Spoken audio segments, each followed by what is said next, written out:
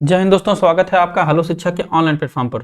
दोस्तों सीटेट की परीक्षा चल रही है जिसमें कि आप देख रहे हैं लगातार सीटेट पेडागोजी से संबंधित प्रश्न, जो शिक्षण से संबंधित प्रश्नों को लगातार पूछ रहा है। और जो लोग भी इसके पहले वाली परीक्षा दिए, यानी जो 28 तारीख वाली परीक्षा दे करके आए 28 दिसंबर को, उन्होंने भी यही बताया। और सबने, अगर आपकी पेडागोजी तैयार नहीं है तो आपका सीटेट क्वालिफाई हो पाना बहुत ही कठिन हो जाता है दोस्तों, यह जान लीजिए। ऐसे में गणित में भी कई ऐसे विद्यार्थी जिनकी गणित कमजोर है, गणित के प्रश्नों को हल करने के लिए समय कम मिलता है। चूंकि हमारे पास 5 पोर्शन होते हैं, यहाँ 1-2 पोर्शन तो है नहीं, हिंदी, गणित, अंग्रेजी, बाल मनोविज्ञान। तो ऐसे में मैंने गणित शिक्षण को और आसानी तरीके से, आगमन विधि क्या है, निगमन विधि क्या है, विश्लेषण विधि क्या है, किलपैट्रिक योजना विधि, निदानात्मक शिक्षण, उपचारात्मक शिक्षण, इन सबको डिटेल से बताऊंगा। वीडियो के साथ अंत तक बने रहिए दोस्तों। 5 से 6 बार मैं सीटेट को क्वालिफाई करके गवर्नमेंट टीचर की पोस्ट पे मैं जॉब भी कर रहा हूं, तो आपको एक अनुभव के साथ जो है सारी चीजों को जिम्मेदारी के साथ डिलीवर करूंगा। जो भी कंटेंट होगा एग्जाम बेस्ड होगा और आपके एग्जाम में आएगा। इसमें मैंने सीटेट के 2021 जो है से लेकर के 2011 से लेकर के 21 तक का यहाँ आप देख सकते हैं कि जो भी प्रश्न कई बार रिपीट किए उन सारे प्रश्नों का कलेक्शन में बनाया हुआ हूँ। इन प्रश्नों को आप याद करिएगा, नोट करिएगा। अगर ये आपको आते हैं तो बहुत अच्छा है, नहीं आते हैं तो इनको जरा ध्यान से आप नोट करिएगा। एग्जाम वाले प्रश्न हैं, जिनकी मैथ कमजोर है उनके लिए तो ये रामबाण है। मैथ में अगर आपको जो है 25+ लाना है तो यही मात्र एक सहारा है। चलिए, हमारा नेक्स्ट प्रश्न है, गणित शिक्षण के प्रेरणात्मक सिद्धांत के सूत्र हैं। गणित शिक्षण से संबंधित बहुत ही इंपॉर्टेंट प्रश्न, प्रेरणात्मक सिद्धांत के सूत्र क्या है, आइए समझते हैं। सक्रियता, सजीवता, इनमें से कोई नहीं, उपयुक्त दोनों। तो सक्रियता जान लीजिए कि यहाँ पर एक सिस्टम आप समझ लीजिए कि गणित में जो है, गणित का शिक्षण आप दे रहे हैं, अगर कोई प्रेरित तभी होगा बच्चा, या वो अंदर से उसके अंदर जो है इंस्पिरेशन तभी आएगी जब आप उसमें सजीवता लाते हैं। सक्रियता तो हर शिक्षण में रहती है, लेकिन गणित में सजीवता लाना यानी उसको अपने व्यवहारिक जीवन में उपयोग कर देना, तथ्यों को केवल अंकों के रूप में ही ना व्यक्त करना बल्कि उनमें जो है एक लाइव मैटर ऐड कर देना, टीचर का ये उद्देश्य होता है। तो यह गणित शिक्षण का मूल उद्देश्य हो जाता है, सजीवता। ऑप्शन नंबर बी सही उत्तर है। अगला प्रश्न है प्रश्न 2, गणित की किस विधि से हम सूत्र तथा नियमों की सहायता लेते हैं। जो कि मैंने आपको थंबनेल में वादा किया था वो मैं यहां बताता हूं दोस्तों कि गणित की 4 विधियां हैं, चारों को आप एक बार अच्छे से समझ लीजिए। एक बार बता देता हूं, मात्र थोड़ा सा समय में आप सब समझ लेंगे। निगमन विधि सबसे पहले जान लीजिए कि इसमें पहले हमको नियम बताया जाता है।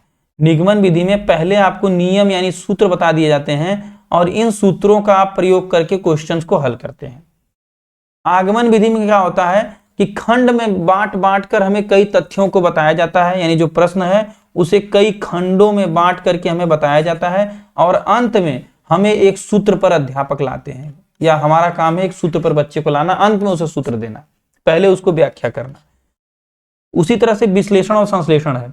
विश्लेषण में क्या है कि किसी चीज को अलग अलग, जैसे भी कोई तथ्य है इसको अलग अलग वे में ऐसे आप बाहर बाहर करके जो है बच्चे को बताते हैं, विश्लेषण करते हैं। जैसे मान के चलिए कि आपको पौधे के बारे में बताना है तो आप पौधे से संबंधित अलग अलग चीजों के बारे में, पत्तियां, ऑक्सीजन, प्रकाश संश्लेषण तथा उसका हमारे जीवन में उपयोग, घुमा फिरा के सब चीजों पर उसको अंत में जो है बताएंगे कि यह पौधे का कार्य है।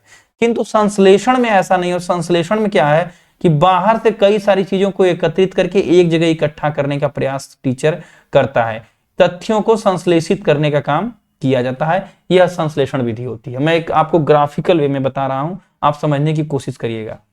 जैसे कि आपको अगर पौधे के बारे में बताना है तो संश्लेषण विधि में आप सारी चीजों को, एक एक चीजों को इकट्ठा करके एक जगह लाने का प्रयास करेंगे। पत्ती, तना, फूल, जड़, सबका शिक्षण जो है आप एक जगह हर चीज को जो है पौधे से केंद्रित करने का प्रयास करेंगे। फिलहाल गणित की किस विधि को हम सूत्र तथा नियमों की सहायता लेते हैं, गणित की किस विधि में, तो ध्यान से समझिए। मैंने आपको बताया कि नियम और सूत्र इस्तेमाल होते हैं निगमन विधि में, तो ऑप्शन नंबर सी यहां पर सही हो जाएगा। निगमन, आगमन, संश्लेषण, विश्लेषण, ये पसंदीदा टॉपिक है सीटेट का, इनको अच्छे से देख के जाइएगा। फिलहाल मैंने आपको बताया एक शॉर्ट में, बहुत डिटेल में तो आपको देखना तो हमारी प्लेलिस्ट में भी जाकर देखिए, और भी सारे वीडियोस पड़े हुए हैं गणित शिक्षण के पिछले पेडागोजी के, उनमें आपको और डिटेल में इसको डिस्क्राइब किया गया है। निम्न में से किसमें गणित विषय का प्रयोग स्पष्ट रूप से नहीं हो रहा है। लाभ हानि में बिल्कुल स्पष्ट रूप से हो रहा है। साइकिल चलाना अभी नहीं, इसको हम रखेंगे क्योंकि सीटेट ऐसे विकल्प देता है। सब्जियां खरीदना, इसमें भी कुछ कंफ्यूजन है। उधार लेना, निम्न में से किसमें गणित विषय का प्रयोग स्पष्ट रूप से नहीं हो रहा है, तो हमको बताना है कि किसमें जो है नहीं हो रहा है। तो लाभ हानि में तो हो ही रहा है। दिए गए विकल्पों में हम देखेंगे साइकिल चलाने में हमें अभी तक नहीं समझ में आ रहा, लेकिन सब्जियां खरीदना चलिए ठीक है, इसमें भी आप जोड़ घटाना करेंगे। उधार लेने में भी आप हिसाब रखते हैं, चलिए हम मानते हैं कि इसमें भी आप कुछ काम कर सकते हैं। लेकिन साइकिल चलाना वाला विकल्प एकदम अलग हो जाता है कि इसमें गणित का कोई इस्तेमाल नहीं होता है। अगले प्रश्न की तरफ चलते हैं। छात्र गणितीय गणना में गति प्राप्त कर सकते हैं, कैसे प्राप्त कर सकते हैं आइए देखते हैं। चर्चा या वाद विवाद द्वारा, मौखिक कार्य द्वारा, लिखित कार्य द्वारा, अभ्यास द्वारा। तो अभ्यास द्वारा तो बिल्कुल प्राप्त कर सकते हैं, ये तो एकदम इसमें कोई समस्या नहीं है गणित में। इसको जान लीजिए, गणित में अगर आपको कैलकुलेशन में एक्सपर्ट होना है तो बचपन से आपको बताया जा रहा है, चौथे का डी, बिना सोचे अभ्यास विधि से आप काम करेंगे, जितनी प्रैक्टिस करेंगे कैलकुलेशन उतना एक्सपर्ट हो जाएगा। यदि एक विद्यार्थी गणित में विषय कई बार अनुत्तीर्ण हो जाता है, एक विद्यार्थी गणित विषय में कई बार, यहाँ गणित में हो गया, यहाँ पे ये इधर होना चाहिए, गणित विषय में यहाँ में यहाँ होना चाहिए, मैं करेक्शन कर देता हूँ। गणित विषय में कई बार अनुत्तीर्ण हो जाता है तो यह जानने के लिए कि गणित की किस विशेष शाखा में वह कमजोर है, निम्न में से किस विधि को प्रयोग में लेंगे। बात समझिए कि एक विद्यार्थी है जो गणित में कई बार फेल हो जाता है, तो हमें इसकी प्रॉब्लम को फाइंड आउट करना है कि यह गणित के किस प्रॉब्लम के, मतलब किस शाखा में, रेखा गणित, बीज गणित, अंक गणित या कैलकुलेशन में, गिनती में, पहाड़ा में, किस शाखा में जो है कि ये असफल हो रहा है, क्यों ऐसा हो रहा है। तो उसके लिए हम किस विधि का प्रयोग करेंगे जो है, यहाँ देखिए, लिखित कार्य दे करके, मौखिक कार्य दे करके, निदानात्मक तरीका, उपचारात्मक तरीका। Option number A, B, C, D चारों आपके सामने है, ध्यान दीजिए इसको। तो जैसे ही हम किसी की समस्याओं का पता लगाते हैं तो आप एक जानते होंगे जांच की जाती है, तो जांच यानी निदान केंद्र सुना होगा आपने, तो निदानात्मक तरीका इसका सीधा सीधा है कि सबसे पहले हम उस निदानात्मक करके उसकी समस्या का पता लगाएंगे, हम पता करेंगे कि प्रॉब्लम क्या है, उसके बाद उस प्रॉब्लम का उपचार करेंगे, यानी उसका हम ट्रीटमेंट करेंगे। यहाँ पर हम उसका टेस्ट करेंगे, जान लीजिए, और टेस्ट में जो बीमारी निकलेगी उसका हम जो है ट्रीटमेंट करेंगे। तो यहाँ पर ऑप्शन नंबर सी सही हो जाता है। छठवां, ताश के पत्तों में छिपे अंकों के खेल को छात्र अपने विचारधारा के अनुसार अभिव्यक्त कर रहा है, वह किस कारण से संबंधित है।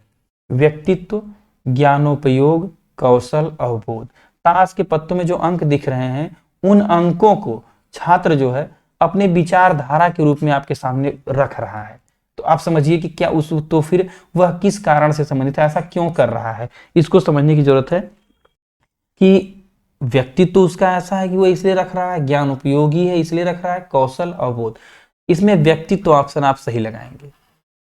व्यक्तित्व यह उसका मतलब जो है कि वह चीजों को एक उसका डिफरेंस पर्सनालिटी है कह लीजिए, कि जिस वजह से आपके सामने वो ऐसी चीजें रख रहा है। कौशल बहुत विशेष नहीं कर सकते, अवबोध भी नहीं, अज्ञानोपयोगी बहुत तो नहीं है, लेकिन व्यक्तित्व जो है उसका अलग है, जो है कि ताश के पत्तों में अंकों के खेल को छात्र अपने विचारधारा के रूप में रख रहा है, जिससे उसकी पर्सनालिटी निकल के आ रही है। गणित विषय के लिए पुरातन स्रोत के रूप में कौन सा ग्रंथ उपयोगी है, ऐसे प्रश्न बार बार पूछा जा रहा है, सीटेट ने कई परीक्षाओं में पूछा है। और जैसे कि लोग परीक्षा दे करके आए हैं तो लोगों ने जो फीडबैक दिया है, कई विद्यार्थियों ने मुझे फोन किया, तब उस हिसाब से फोन मैसेजेस आ रहे हैं, सर गणित शिक्षण के क्वेश्चन लाइए, गणित शिक्षण में कई सारे प्रश्न आ रहे हैं, तो वो मैं आपके लिए लेकर आया हूं। आप पूरा वीडियो अंत तक देखिएगा, चैनल पर अगर नए हैं तो सब्सक्राइब जरूर करिएगा। गणित विषय के लिए पुरातन स्रोत के रूप में कौन सा ग्रंथ उपयोगी है, सामवेद, ऋग्वेद, अथर्ववेद, यजुर्वेद। 4 वेदों के बारे में दिया गया है। गणित शिक्षण में कौन सा वेद है, किस वेद में गणित शिक्षण के बारे में बताया गया है, तो ऋग्वेद के बारे में आप जानते हैं, गणित शिक्षण के बारे में बताया गया है। बाकी संगीत वाला वेद कौन सा है और जो है यज्ञ वगैरह वाला वेद कौन सा है, तो आपको जीएस वगैरह का पोर्शन हो जाता है। फिलहाल आप ये प्रश्न बार बार पूछा, आप इसको याद कर लीजिए कि ऋग्वेद में गणित के बारे में बताया गया। हासिल या हाथ का लगा, जो हासिल लेते हैं ना, किसी अंक को जोड़ते हैं तो जो है जब 10 से ज्यादा होने लगता है, अंक जो है दहाई में आने लगता है, तो एक हासिल ले लेते हैं। हासिल या हाथ का लगा संप्रत्यय को गणित में सर्वप्रथम देने वाला कौन था, किस व्यक्ति ने पहली बार हासिल की बात की थी। 8वें प्रश्न का उत्तर भास्कर, ब्रह्मगुप्त, आर्यभट्ट, श्रीधर। तो एक ऑप्शन आप देख रहे होंगे यहाँ पर श्रीधर, इनको याद कर लीजिए कि इन्होंने धर से हासिल धर लीजिए, तो श्रीधर इन्होंने हासिल वाला प्रत्यय, हासिल जो लोग नहीं समझ रहे हो जानते, अगर इंग्लिश मीडियम वाले हों तो उनके लिए बता दूं कि अगर इस तरह से मान लीजिए जोड़ का सवाल दिया है, यहाँ पर ऐसे इसको ऐड करना है, तो रिमाइंडर जो बोलते हैं 9 1 10, यहाँ पर 9 1 10 हो गया तो शून्य लिखेंगे, अब 1 बचेगा, यही हमारा हासिल हो जाता है। फिर 8 2 10 1 11 ऐसे लिखते हैं ना, तो यही आपका हासिल वाला मैटर हो जाता है। तो इसकी यह संप्रत्यय श्रीधर ने दिया। बाकी आर्यभट्ट ने शून्य की खोज किया, इनके बारे में तो आप जानते हैं, 0 वाले आर्यभट्ट। छात्रवृत्त, छात्र वृत्त तथा गोले में तुलना करता है। एक छात्र जो है वह वृत्त और गोला दोनों अलग अलग चीजें होती हैं, जान ही रहे हैं आप। वृत्त और गोले में तुलना करता है, कंपैरिजन करता है, वह किस उद्देश्य की पूर्ति करता है। तो समझिए यहाँ पर ज्ञान, नॉलेज तो नहीं, उसके पास है अवबोध, कौशल और ज्ञानोपयोग। तो ऑप्शन नंबर, कौशल तो जो है स्किल की कोई यहाँ बात नहीं है, ज्ञान का उपयोग जो है कर रहा है, ये भी बहुत कॉमन चीज हो जाती है। लेकिन यहाँ पर उसको बोध हो चुका है, ये ध्यान दीजिए, अवबोध, यही बोध वाला आप लाइन पकड़िएगा, उसके अंदर कंप्रहेंशन आ रहा है, कंपेरिजन कर रहा है, तो बोध हो गया है कि गोला क्या है और वृत्त क्या है दोनों में, तब ऐसा वो कर पा रहा है। ऑप्शन नंबर बी नोट करिएगा, ये बहुत इंपॉर्टेंट प्रश्न है। प्रयोगशाला विधि किस विधि का विस्तृत रूप है? इकाई विधि, निगमन विधि, संश्लेषण विधि, आगमन विधि। तो प्रयोगशाला विधि जो है यह किस विधि का एक कह लीजिए कि बड़ा रूप है, इसको समझिए। किसी चीज को अलग अलग जो है ट्राई करते हैं, प्रयोगशाला में यही तो होता है कि हमेशा जो है किसी चीज को ट्राई करते हैं कि हाँ इसको इसमें मिला दिया जाए, ये वाला ये ट्रीटमेंट कर लिया जाए, यहाँ प्लस कर दें, यहाँ माइनस कर दें। तो एक अलग अलग चीजों को, जब हमने आपको शुरू में ही बताया था कि यहाँ निगमन में तो सूत्र हो जाता है, लेकिन आगमन में अलग अलग चीजों को जब हम लेकर के आते हैं, इकाई भी नहीं है और संश्लेषण भी नहीं है, लेकिन जब हम आगमन का काम करते हैं, हम अलग अलग चीजों को मिला करके कोई एक आइटम बनाने की कोशिश करते हैं, तो वह विधि आपकी आगमन विधि हो जाती है। तो प्रयोगशाला विधि आपकी जो है लेबोरेटरी मेथड आगमन विधि की का ही विस्तृत रूप है। ऑप्शन नंबर डी सही उत्तर है। किसी वृत्त की परिधि व व्यास में संबंध स्थापित करना, इनमें से कौन सी विधि सहायक होगी? किसी वृत्त है, उस वृत्त की परिधि, आपके सामने अगर कोई वृत्त दिया हुआ है तो इसकी परिधि कह लीजिए चाहे व्यास कह लीजिए, जो है इसको, इसके बारे में जो एक संबंध स्थापित करना है कि परिधि और व्यास में क्या अंतर है, किसे पर रेडियस बोलेंगे और किसे व्यास बोलेंगे, तो इसके लिए कौन सी विधि सहायक होगी। और बहुत ही इंपॉर्टेंट प्रश्न, सीटेट इसे कई बार दोहराया हुआ है, तब मैंने इस प्रश्न को आपके बीच में जो है सम्मिलित किया है। संश्लेषण विधि नहीं, बिल्कुल नहीं, चीजों को अलग अलग करके दिखाने की कोई जरूरत नहीं है। प्रयोगात्मक विधि, हाँ यहाँ पे हम समझ सकते हैं। आगमन और प्रदर्शन से तो बात क्लियर नहीं होगी, लेकिन जब उसका हम प्रयोगात्मक यानी परीक्षण करके देखेंगे प्रयोगात्मक विधि, तब हमें समझ में आ जाएगा। हम बच्चे को बताएंगे कि जो है कि ऐसे गोला होता है, इसका बीच से खींची हुई रेखा व्यास है और परिधि जो है इसकी जो रेडियस होती है वो परिधि है, तो इसके बारे में हम बताएंगे उसको, तो प्रयोग करके हम दिखाएंगे, तब वो समझ पाएगा। तो प्रयोगात्मक विधि ऑप्शन नंबर बी सही हो जाता है। 12वां देख लीजिए, किसी क्षेत्र के क्षेत्रफल का ज्ञान कराने में सहायक विधि होगी। कोई एरिया है इस तरह से, इस एरिया का, ऐसे ही प्रश्न सीटेट पूछ रहा है, इस एरिया, इस मतलब जैसे मान लीजिए आयत है, इसके क्षेत्रफल को अगर किसी बच्चे को बताना है कि यह जो पूरा एरिया है यह क्षेत्रफल, कैसे इसको हम बच्चे को समझाएंगे, कैसे उसको इसका ज्ञान कराएंगे, इसको हम समझते हैं। आगमन विधि, निगमन विधि, क्रिया विधि, प्रदर्शन विधि। तो 12वें में आप समझ लीजिएगा कि जब आप एक आगमन तो की बात आती ही नहीं है, खोल खोल के दिखा नहीं सकते। निगमन की भी बात बहुत क्लियर नहीं होती है कि नियम जैसी कोई चीज यहाँ आपको, ये तो क्षेत्रफल अंकों में ज्ञात करना है, लेकिन हमें बच्चों को असल में इसका एक कॉन्सेप्ट समझा देना है, तो यहाँ पर क्रिया विधि लागू हो जाती है।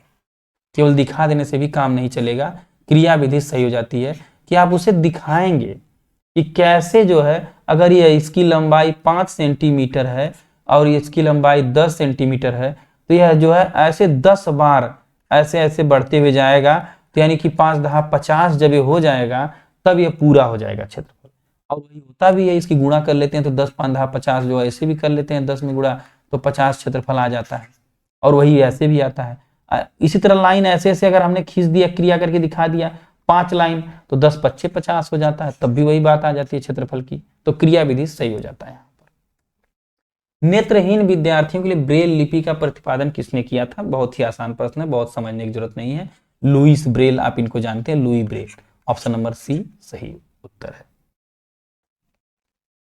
गणित में दृश्य श्रव्य सामग्री का प्रयोग किया जाता है, जो है किसमें जो है विजुअल एड्स का इस्तेमाल किया जाता है। बालकों को लुभाने के लिए कतई नहीं, ऐसी कोई सामग्री नहीं। बालकों के विषय से परे ले जाने के लिए ऐसा हम बिल्कुल नहीं कर सकते। बालकों में रुचि जागृत करने के लिए, बालकों के मनोरंजन के लिए, यहाँ तो ऐसा नहीं है। ऑप्शन नंबर सी आप एकदम देख पा रहे होंगे कि रुचि, इंटरेस्ट पैदा होगा तभी बालक पढ़ेंगे, तो ऑप्शन नंबर सी सही उत्तर है। शिक्षण उद्देश्यों का क्रमिक वर्गीकरण किया गया है। क्रमिक वर्गीकरण किसने किया है शिक्षण उद्देश्यों का? 15वां, तो बीएस ब्लूम द्वारा, जो इनका पूरा नाम बीएस ब्लूम ने जो है शिक्षण उद्देश्यों का क्रमिक वर्गीकरण किया है। शिक्षण उद्देश्य के बारे में आप जानते हैं, ज्ञान, बोध, प्रयोग, विश्लेषण, संश्लेषण। तो इन्होंने 5 भागों में शिक्षण के उद्देश्यों को बांटा है। इसको आप देख करके जाइएगा, बीएस ब्लूम का वर्गीकरण क्या है, ज्ञान क्या है, बोध क्या है, प्रयोग, विश्लेषण और संश्लेषण।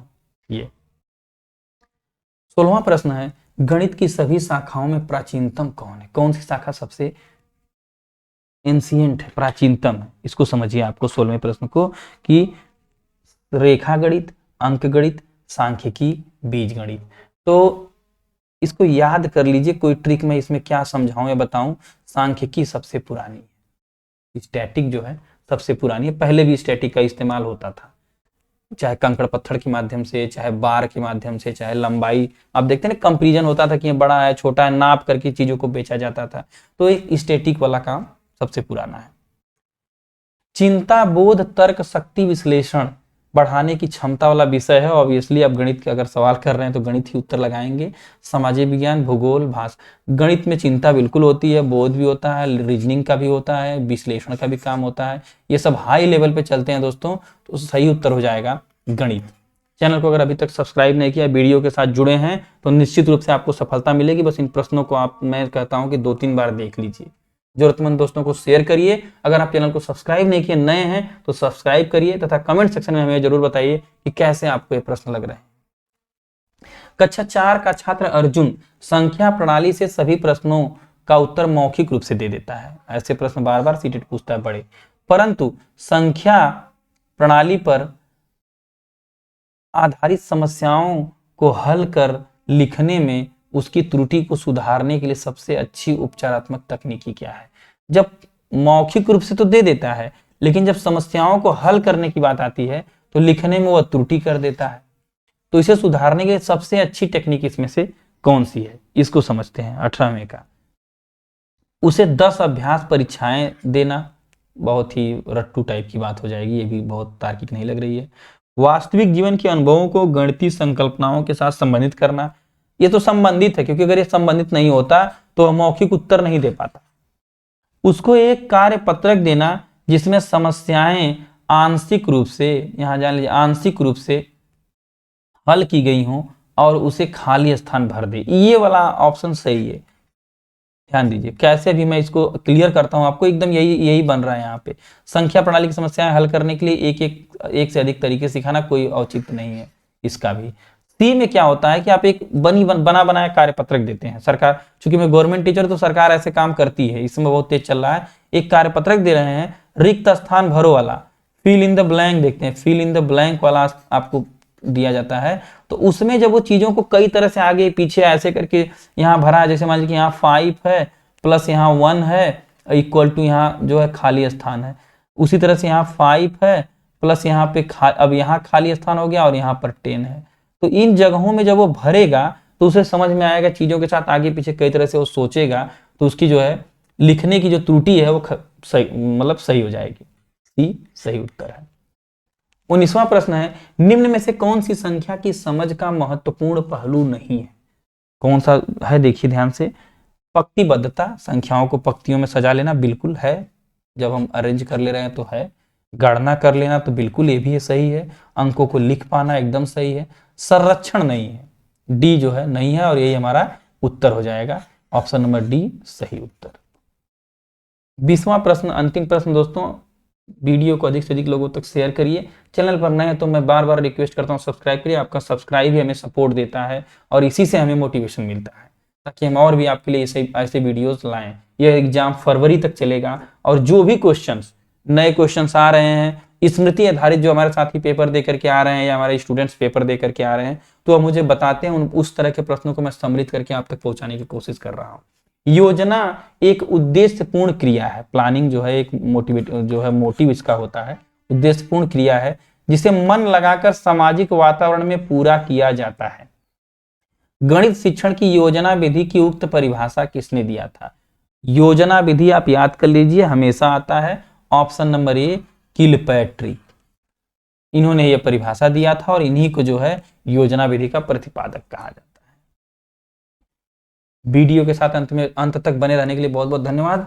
सफलता मिलेगी दोस्तों। प्लेलिस्ट में हमारे और भी जो है गणित शिक्षण के पेडागोजी के क्वेश्चंस मैंने कराया हुआ है, उनको जाकर के देखें। तथा सीटेट की एक और प्लेलिस्ट आप इसी चैनल पर सर्च करेंगे जिस पर सीटेट की विश्लेषणात्मक क्लास मैंने चलाई है, ईवीएस की, मैथ की और चाइल्ड साइकोलॉजी की, कि किन चैप्टर से सीटेट बार बार प्रश्न ट्रेंड एनालिसिस किया है, पूछ रहा है, उनको देखिए और उन चैप्टर्स को बार बार रिवाइज करिए। आपको 120 प्लस लाने से कोई नहीं रोक सकता। बने रहे हेलो शिक्षा के साथ। जय हिंद, जय भारत।